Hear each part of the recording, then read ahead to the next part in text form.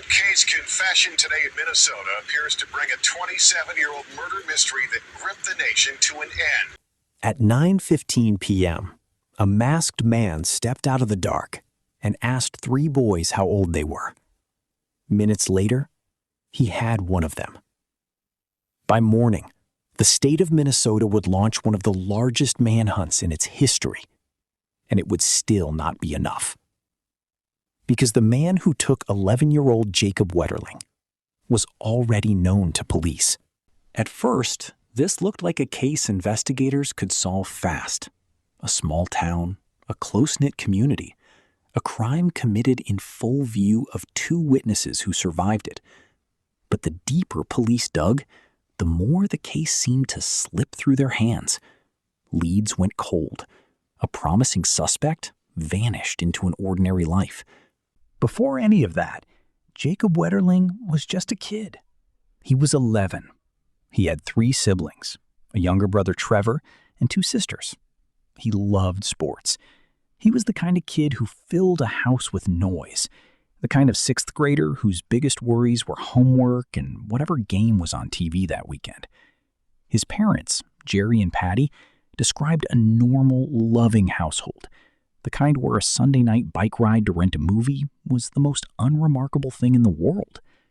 St. Joseph was that kind of town too. A few thousand people. Everyone recognized everyone's kids. On October 22nd, 1989, Jacob, his younger brother Trevor, and his best friend Aaron biked to a convenience store in St. Joseph, Minnesota to rent a movie. It was dark. It was cold. It didn't matter. They'd made this ride before. They just didn't know it would be the last time all 3 of them made it home together. On the way back, near a driveway at the edge of town, a figure stepped into the road. He was masked. He was armed. He asked the boys their ages. Then he gave Aaron and Trevor an order. Run into the woods and don't look back. They ran. When they finally turned around, seconds, maybe less, Jacob was gone. So was the man. Trevor was Jacob's brother. He was standing on that road when it happened. He would carry that night for the rest of his life. They went for help, but help would take 27 years to actually find him. Within hours, local police were on scene. By the next day, the FBI had joined. Word spread fast in a town that size. By morning, half of St. Joseph knew a boy was missing. By afternoon, so did the rest of the state. Investigators found something almost immediately. Tire tracks pressed into the dirt near where Jacob disappeared, and a single shoe print beside them. Both were cast in plaster. Both would turn out to matter more than anyone realized at the time. Then the search exploded. The governor activated the National Guard, state troopers, conservation officers, nearly 100 law enforcement officers, and thousands of ordinary volunteers walked fields and ditches across a search area covering roughly 700 square miles. They found nothing. No body, no confirmed sighting, no arrest. Reporters descended on St. Joseph. Cameras lined the same streets where kids used to ride bikes without anyone thinking twice. An FBI profiler offered one theory that quietly reshaped the entire investigation. This might not be a stranger passing through. This might be someone local. Someone who had likely done something like this before and gotten away with it. Before we go back to 1989, subscribe to Dark Trace. This channel covers cold cases where old evidence and new witnesses reopen questions people taught would never be answered. 9 months before Jacob vanished, in the nearby town of Cold Spring, a 12-year-old boy named Jared Shirel had survived an eerily similar nightmare. A man forced him into a car, drove him somewhere secluded, assaulted him, and before releasing him, wiped down his clothing, as if he already understood evidence could be used against him one day. Jared lived. He gave police a description. He helped build a sketch. And almost immediately, some investigators began to suspect the man who took Jared and the man who took Jacob were the same person. They were right. But belief isn't proof, and proving it would take a technology that, in 1989, didn't exist yet. DNA testing was still in its infancy. The kind of analysis that could pull a usable genetic profile off a sweatshirt sleeve years after the fact simply wasn't available to anyone. Not the FBI, not the best crime lab in the country. So investigators did the only thing they could. They filed Jared's case away, kept his clothing in storage, and kept looking for Jacob with the tools they had. It would take 26 more years for the right tool to exist. So investigators kept looking, and in January of 1990, barely 3 months after Jacob disappeared, they found something that should have changed everything. A detective examined the tires on a car belonging to a man named Danny Heinrich, who lived nearby in Painesville. Sears brand tires, the same brand the FBI crime lab had linked to the tread marks at the abduction scene. It wasn't a coincidence investigators could prove in a courtroom, but it was one of only 2 tire matches they would ever find in the entire case. There was another reason his name kept surfacing. In the years just before Jacob disappeared, boys in Painesville, Heinrich's own town, had reported a string of frightening, unsolved assaults. A heavy-set man targeting kids. Nobody had ever been arrested for those either. Investigators noticed the pattern. A man with a possible history, living close enough to Jacob's town to know its backroads. So they moved on him. Heinrich was brought in for questioning. At one point, agents placed him under surveillance. They even put a GPS tracker on his car, hoping he'd lead them somewhere they couldn't find on their own. Back to a body, back to evidence, back to the truth. He never did. Not while they were watching. And then, slowly, quietly, the surveillance stopped. The file went cold. Heinrich kept living an unremarkable life.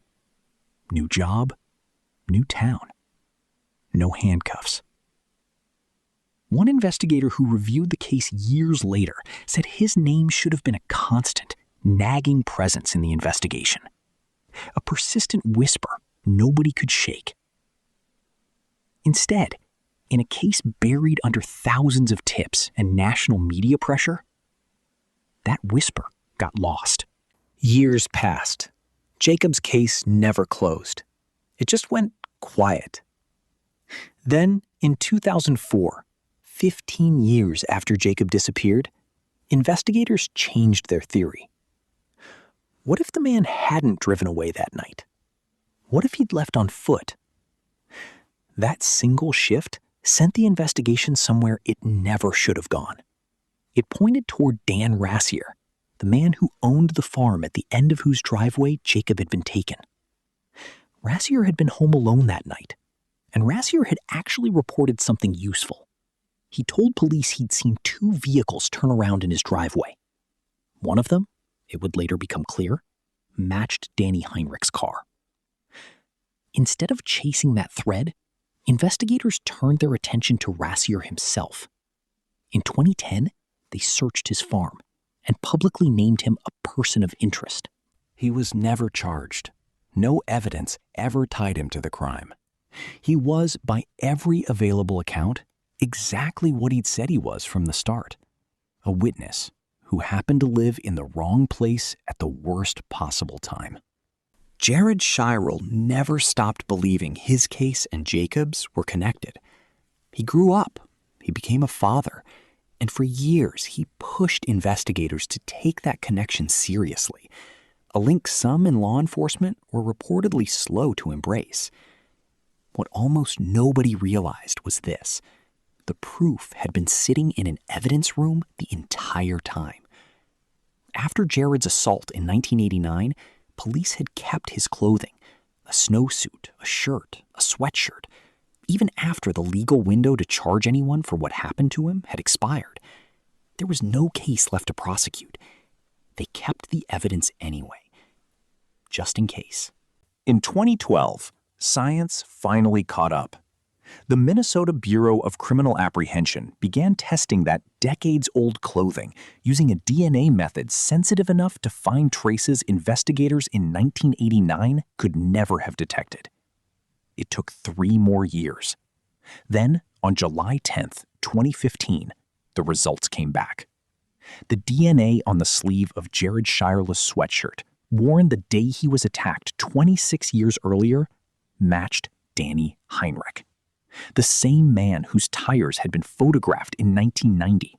The same man the FBI had once tracked and then quietly let go.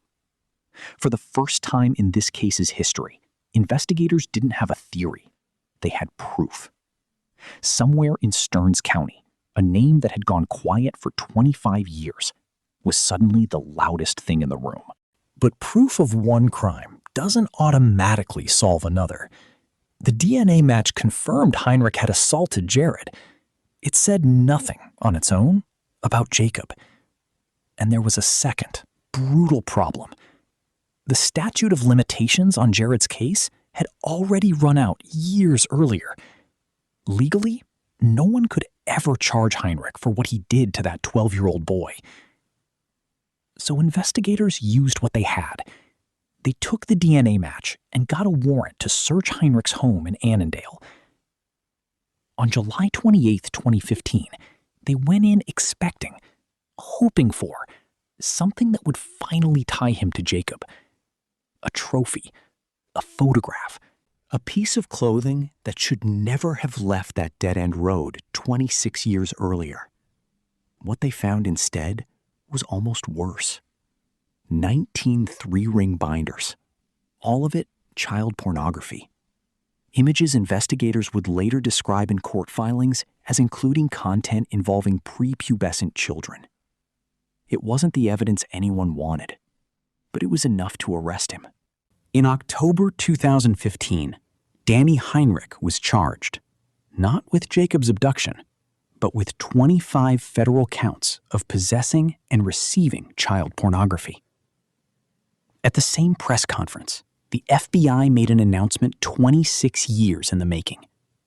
Danny Heinrich was now formally a person of interest in the disappearance of Jacob Wetterling. He pleaded not guilty. A trial was set for October 2016. For months, it looked like that trial might be the only reckoning this case would ever get.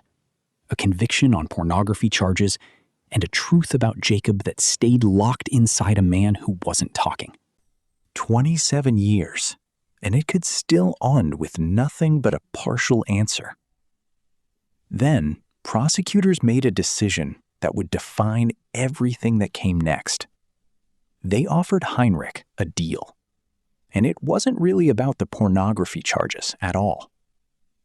If he pleaded guilty to a single count and told the truth under oath about what happened to Jacob Wetterling and to Jared Shire, prosecutors would not pursue murder or kidnapping charges against him. The Wetterling family, who had waited 27 years for any answer at all, had to approve this deal themselves. Think about the weight of that choice. After nearly 3 decades of not knowing, the price of finally learning the truth was letting the man responsible avoid a murder charge entirely. They said yes. In the final days of August 2016, Danny Heinrich agreed to do something he had refused to do for 27 years. He agreed to lead investigators to a field. On September 1st, 2016, he did exactly that, guiding investigators to a pasture outside Paynesville, Minnesota, roughly 30 miles from where he'd taken Jacob. 2 days later, on September 3rd, dental records confirmed what everyone had feared and hoped to avoid in equal measure. It was Jacob. 26 years. 10 months and 11 days after he vanished on a quiet road in St. Joseph, Jacob Wetterling was found. On September 6, 2016, Danny Heinrich stood in a federal courtroom in Minneapolis. Jerry and Patty Wetterling were in the room. He pleaded guilty to one count of receiving child pornography. Then, as part of his formal plea statement, he was asked directly whether he had abducted, sexually assaulted, and murdered Jacob Wetterling. "Yes, I did," he said. He also admitted in that same hearing to abducting and assaulting 12-year-old Jared Shirel back in January of 1989, the case that decades later had finally cracked this one open. 2 words, 27 years in the making. Understand what that moment actually was, legally. Heinrich was never charged with murder. He was never convicted of it. On paper, the only crime he was ever formally held accountable for was a single pornography count.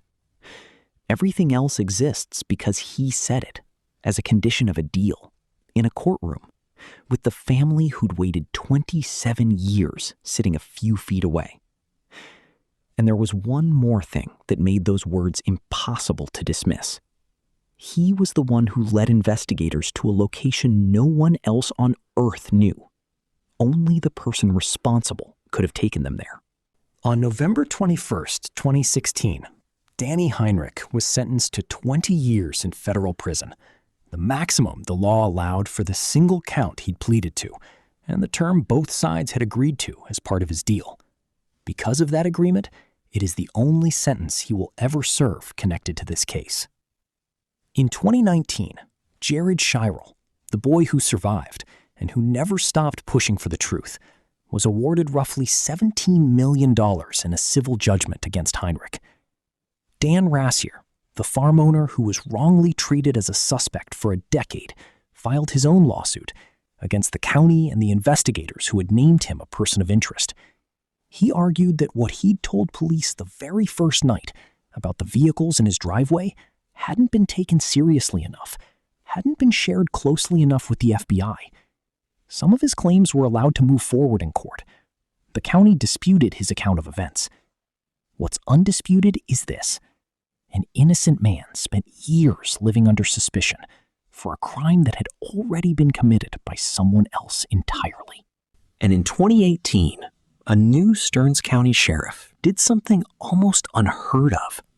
He stood in front of cameras and admitted, in his own words, that the investigation had failed Jacob's family in roughly 20 different ways.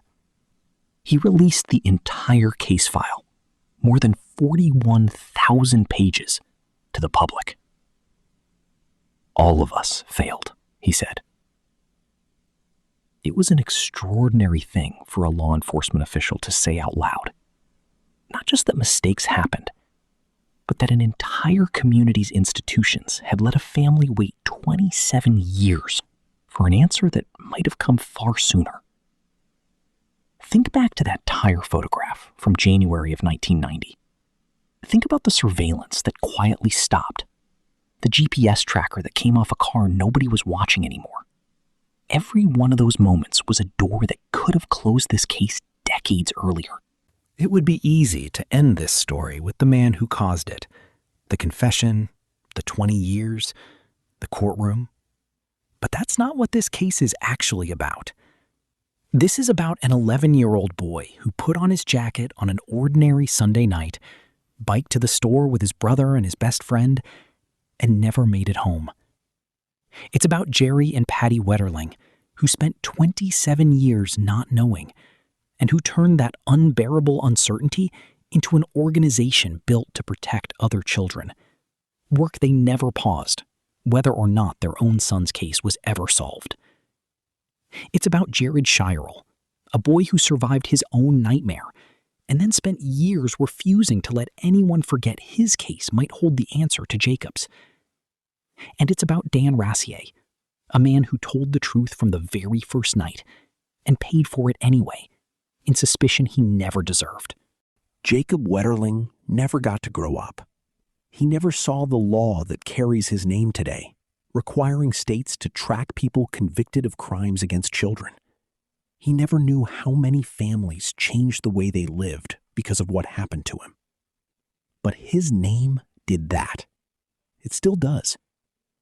For 27 years, that road held a question nobody could answer. Who was he? Where did he go? Why didn't anyone see? Jacob Wetterling was 11 years old. He loved his family. He loved sports. And for 27 years, all his family wanted was to bring him home. In the end, they did.